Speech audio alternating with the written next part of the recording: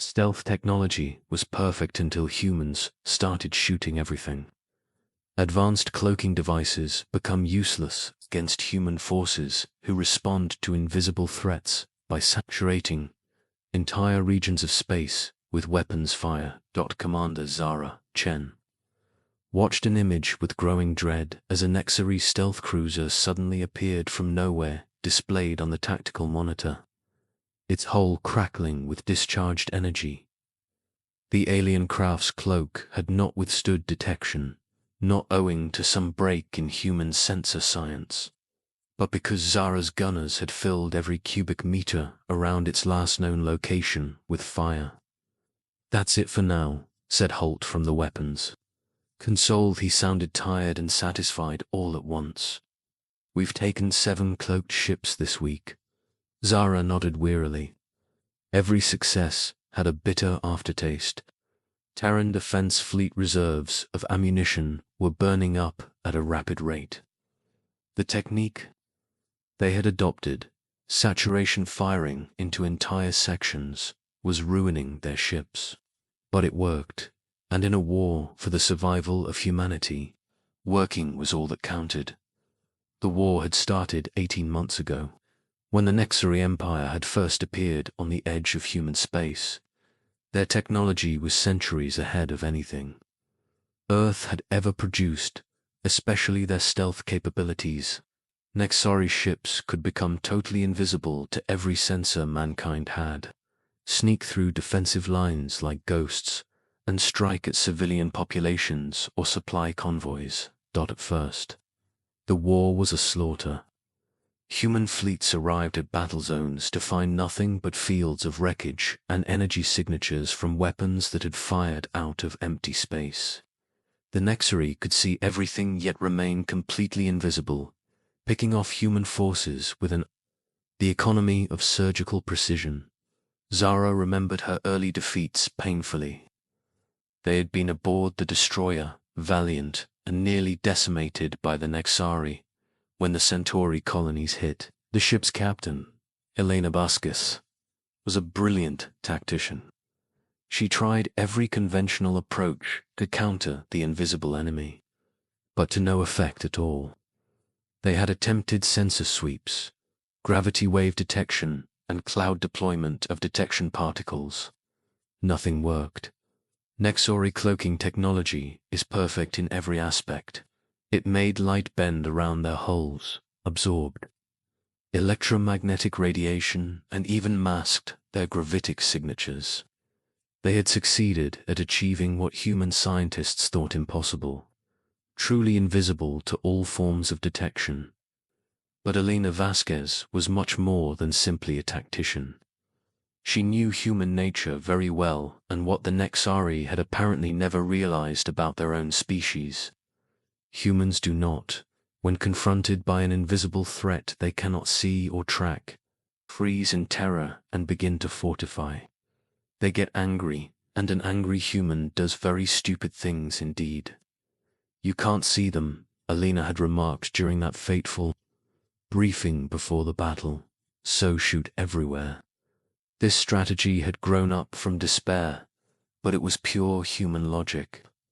If the foe might be in any place, then let loose fire everywhere.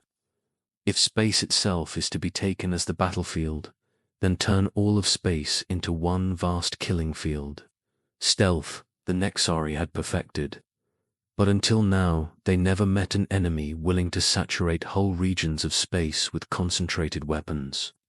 Fire, Zara's current ship, the heavy cruiser Indomitable, was a symbol of how much human naval doctrine had changed. Instead of being designed for precision engagement as previous warships had been, she was designed around massive, unrelenting firepower. Even her magazines could provide continuous fire for hours and her batteries enough ammunition to level a small moon. Commander Ensign Riley spoke from the sensor seat. "In grid 727 Alpha, we are picking up what could be a quantum fluctuation. It could be a stealth ship signature." Zara felt the familiar rise in adrenaline that went with contact. "Reports," All batteries prepare for saturation coverage of the area. Helm lay out tactical firing solutions on Sector 7 to 7 Alpha and its adjacent regions. The bridge crew moved with practiced efficiency. They had performed this deadly dance dozens of times before, and each time they were doing it better. The next might have superior technology, but humans were fast becoming experts on the arts of controlled destruction. Batteries report ready, Marcus announced. All tubes fully loaded, and the fabricators are humming. We can maintain saturation fire for approximately 14 minutes before entering a reload cycle. Fire control, I want a standard saturation. Pattern, Zara ordered. Normal plasma bursts at 50-meter intervals throughout a sphere 1,000 kilometers diameter around their after target. Start firing. The Indomitable shuddered as her weapon's batteries thundered, spewing out streams of plasma bolts that were invisible in seemingly empty space. The view screen lit up with brilliant flashes as large energy weapons discharged, creating a light show that would have been beautiful under different circumstances. This was the nightmare trouble Nexari had never even dreamed of, their stealth. Technology was only supposed to get them safely past enemy sensors, not to take repeated hits from masses of random weapons fire. A single plasma bolt striking their hull would overload its cloak and render the ship visible to human sensors. And humans, Zara had learned, were prepared to fire an awfully large amount of plasma bolts to be certain they hit. The heavy bombardment lasted 3 minutes before the sensors detected a catastrophic energy discharge occurring at grid 7-7-Alpha. Next, it was a Nexari heavy cruiser appearing from thin air as a willy-nilly ghost form compact. Its hull was ablaze with thermal damage, and the cloaking field had completely failed. Target locked, Lieutenant Marcus reported back with a facial expression both respectful and mocking at the same time. Switch systems to concentrated fire. Subsequent bombardment was merciless and quick. Nexari ships weren't designed for firepower, but for stealth. Under a concentrated assault from the Indomitable's main batteries, the craft was less than 10 minutes old and rapidly became nothing. More than scattered debris, that victory did not bring Zara any joy. Every battle, such as this one, cost genuinely vast amounts of ammunition while causing extraordinary wear and tear on ship systems. The Nexari were evolving too, changing their tactics to counter humanity's new approach. They began attacking in larger groups, depleting human fire support among separate targets. Commander, reported Torres, sensors are now detecting multiple contacts on long range from the Kepler system. It looks like at least 15 ships, possibly more. We're going to have to use every bit of our firepower. Zara felt her stomach flutter with anxiety. 15 of those stealth vessels would be more than the Indomitable can handle, but such was the nature of this new kind of warfare. Humans could not afford to let any cloaked ships through their lines, which meant they had to be ready to fire on every target that might possibly animate for them. Similarly, the irony was not lost upon her. The Nexari had developed perfect stealth technology, yet in so doing they had made humanity develop just the right strategy to beat them. Yet once again, it wasn't through superior technology or brilliance, but instead through mankind's sheer ability to apply overwhelming force on an enemy that could not be seen. At 1437 Zulu, the new invasion force of more than 130 transports broke orbit and headed inbound. Zara began giving orders to her crew and looking over complex navigational charts, preparing for what might be the first true mass engagement of this war. They would fire at every fleeting shadow of a sensor ghost, every quantum fluctuation concealing an enemy ship. The space around them would become a storm of destructive energy, and they would continue firing until there was nothing left to live in that killing field they had created. The war changed both sides in ways that neither had thought possible, which was most profound at the deeper levels. The Nexari lost their belief in perfect technology defeated by perfect brutality, and humans quickly discovered that sometimes the solution to an impossible situation was simply to destroy everything around it, until finally the situation went away as the first enemy contacts appeared on the long-range display. Zara wondered if this was how wars would be fought in the future. Not with elegant strategies or technological superiority, but with the simple knowledge that overwhelming force could overcome any advantage. The Nexari had brought to war against humanity its pristine stealth technology, only to find humans had something even more terrible, a human refusal to accept defeat. "What's happening?" The communications officer, Diana Webb, suddenly straightened. At her station, Commando were receiving a transmission from Admiral Morrison. Fleet-wide priority. Zara signaled for her to put it through. Admiral Patricia Morrison's tired face appeared on the main screen, her expression revealing a history of 18 months of brutal warfare. "All ships, this is Admiral Morrison," the recorded message began. "Intelligence indicates that the next are forming for an all-out assault against the Sol system. We are now implementing Operation Firestorm. All vessels are to converge in Earth orbit and release the greatest saturation bombardment of human history." The message gave instructions about what was to be done tactically, but Zara hadn't waited for that announcement. Operation Firestorm was an extension of human nativities, anti-stealth tactics developed to an unthinkable degree. Instead of individual ships setting up small killing grounds, the entire fleet would move together in a coordinated action to block off Earth's approaches, with one continuous multitude of weapons fire.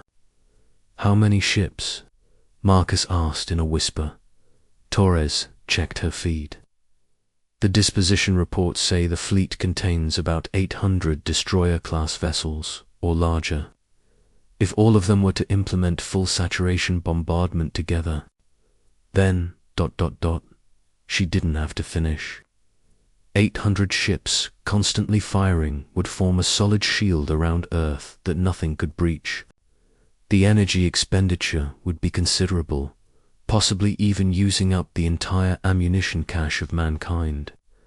But it was sure to stop all cloaked escorts from reaching our home system. Earth was 6 days away. During that time, Zara had plenty to think about what she was attempting. The whole region between Neptune's orbit and the asteroid belt where humanity would be fighting with all their might would be transformed into a field of fire. This was a strategy only humanity's breed of persistence hunters would think of, a group willing to run itself into the ground to catch prey, he said. The Nexari had made the mistake of thinking that with superior technology they could defeat such creatures. They didn't realize humans, when cornered, made efforts that contradicted all rational logic. Entering the solar system, Zora was stunned. The human fleet had surrounded Earth in the shape of a huge sphere. 800 starships were evenly spaced, thus providing complete coverage from all sides. As Admiral Morrison's operations crew had managed to do it, was a logistical nightmare to coordinate so large a formation of ships. "This is Admiral Morrison speaking to all ships," came the broadcast. "We expect that Nexari forces will arrive in about 4 hours. We are going to begin preliminary saturation bombardment in 1 hour's time.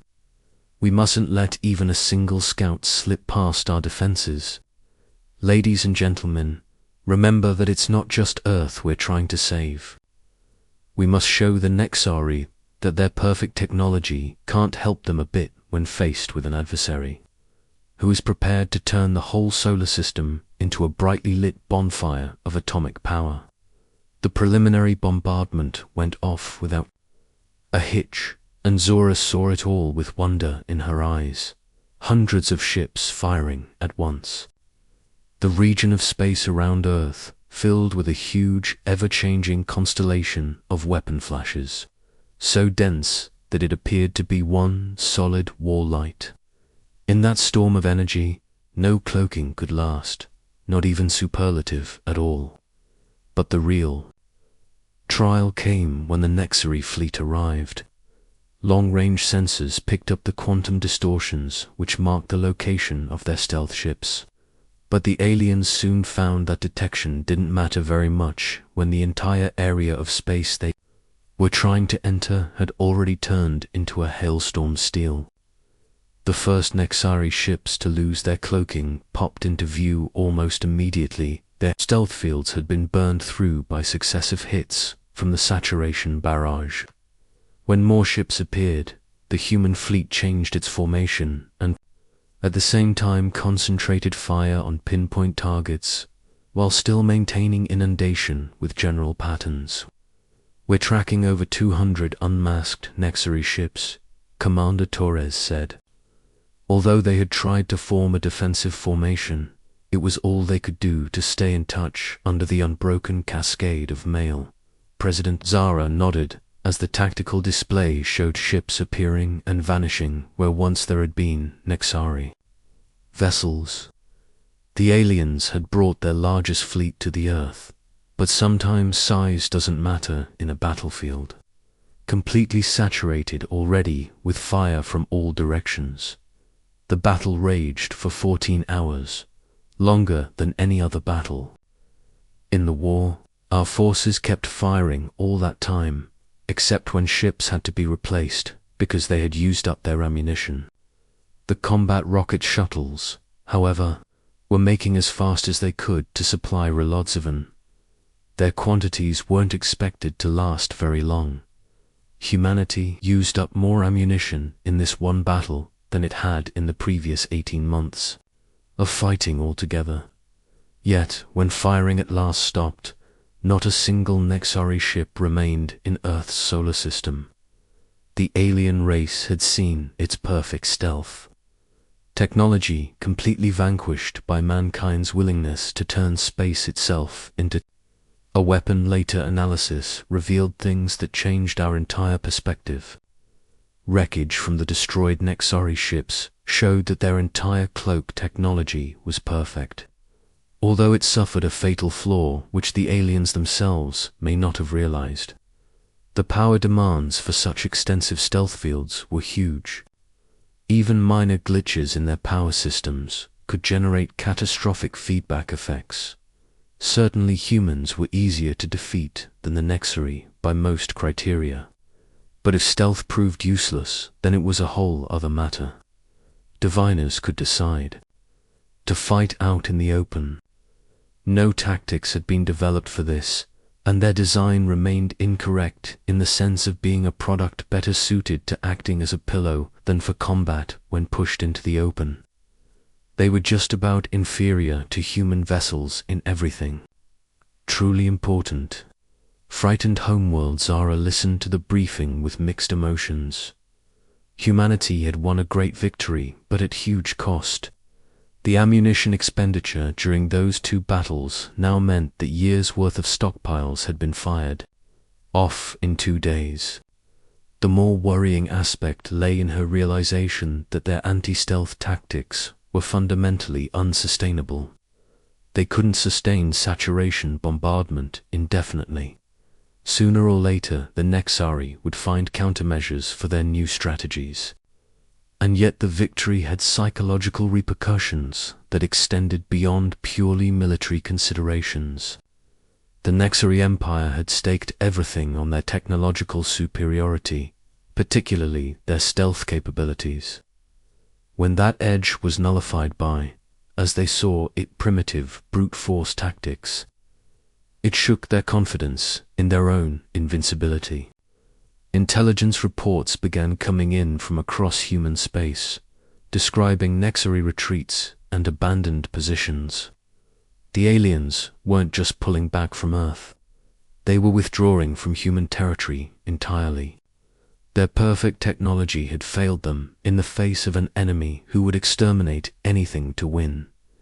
It was approaching 6 months later when Zara was appointed the Lean Childs, a heavy cruiser, and seemed almost a different man. She had been patrolling in what had been a previous war zone, but the present was peaceful, for space around the outer colonies only showed signs of that long ago. Exchange now and then, a floating hulk here or there. The war did not end with the Nexari signing their name to some treaty. Instead, they vanished into deep space. The latest intelligence indicated that these people were retooling for new technologies, a countermeasure against human methods, but in the meantime we all had some respite. So like an overfed Ratachan dog, waiting to see what drops next into its bowl intestines. Commander called her communications officer, Lieutenant Jason Reeves, and he was new as well. We're getting a call from the mining station at Proxima Centauri. They say sensor contacts keep coming in and out of range. Zara felt the familiar surge of adrenaline, but she realized at this moment that something was different. Anticipation. The Nexari might be playing with new stealth technology, but mankind had grasped something from previous rounds of fighting. They had learned that no engineering was perfect, and with sufficient force, the human will could overcome any edge. Battle stations, all hands. Weapons, prepare for saturation bombardment. Protocols. If there's something out there that's trying to hide from us, then we'll light up every cubic meter of space until we find it. The crew responded smoothly and without delay, which made Zara smile. Wars had profoundly changed human beings. It had taught them to destroy everything around an invisible enemy. They found that their ultimate weapon was not technology or methods, but their absolute refusal to accept any limits at all. It had brought their perfect stealth technology to war. They fully expected to win in this way, just as they always had before, since, after all, what other choice was there for them? But a new species opposed the Nexari by using actuals, and better yet, Aren for weapons, as opposed to advancing their fighting methods with additional technology. Now human smell and sight had reached an evolutionary level beyond even that of their supposed superiors.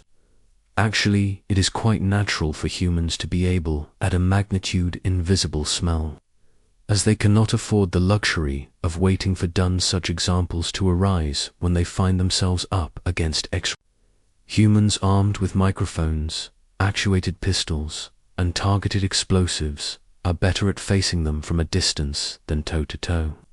Smelling their odor, human beings on Zom 2 must run to bomb shelters now and open fire from there in conjunction with underground forces. A good swift kick in any of these areas fails with the human nose, with the dots never widening unless Rel escapes their attention altogether. New smelly and visual abilities brought humans heretofore unimaginable results in military operations. Everyone else simply cannot match that. The effectiveness of their stealth systems was only one sign of an entire new science. The hardware bent stealthy light in half so that no detector could catch it, made nebular patterns of their competitors. Quantitative analysis and scientific research showed that the chance of an electrically based countermeasure from opponents' units' invisible stealth systems was almost nil. Landing them in metals ATPW brought over or nitrogen films in, neither case man could fool. In game theoretical terms, blinders, the relentless moved toward the Proxima system, weapons charged and ready for whatever they might find. Zara reflected on the larger implications of their victory. The war had established a new principle of interstellar conflict. Technological perfection could be defeated by tactical brutality. The side willing to expend the most resources, to destroy the most space, to fire the most weapons, would ultimately prevail regardless of technological advantages. It was a sobering lesson, one that would shape human military doctrine for generations to come. But it was also a reminder of what made humanity dangerous in a galaxy full of more advanced civilizations. They weren't the smartest or the most technologically sophisticated species, but they were the ones most willing to burn down everything around them to achieve their objectives. The Nexari had learned this lesson the hard way. Their perfect stealth technology had been rendered useless not by human innovation, but by human stubbornness. They had created the ultimate defensive technology, only to encounter an enemy whose response to any defense was to attack everything. Simultaneously, as they approached the Proxima system, sensors began detecting the same intermittent contacts that the mining station had reported.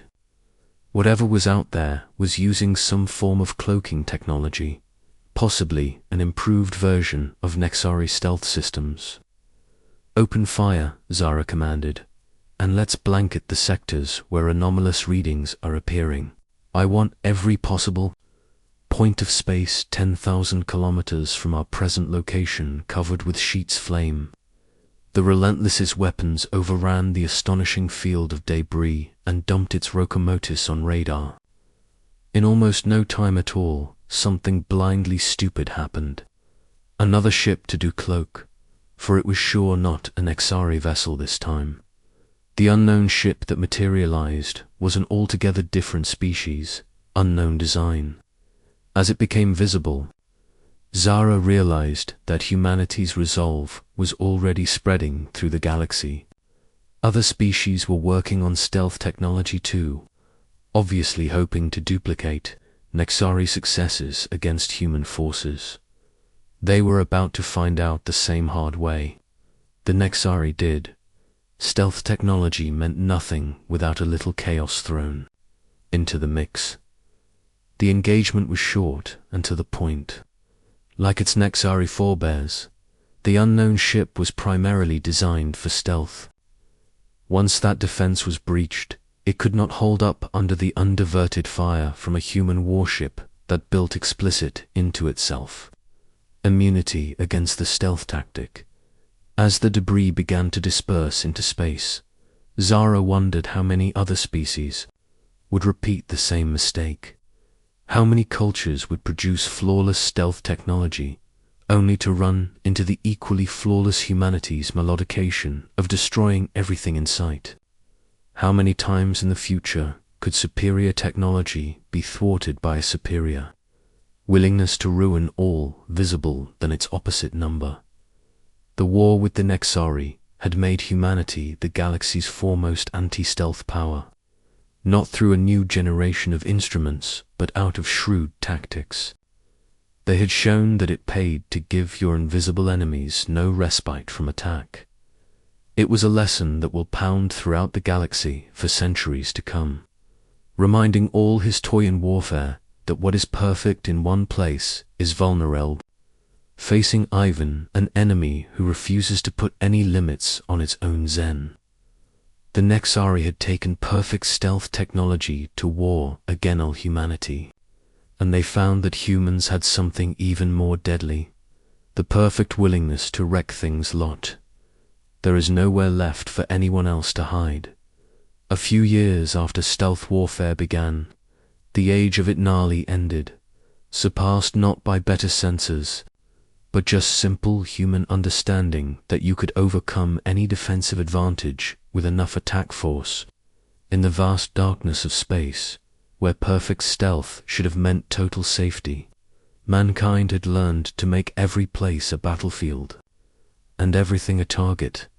The galaxy would do well to remember such a lesson.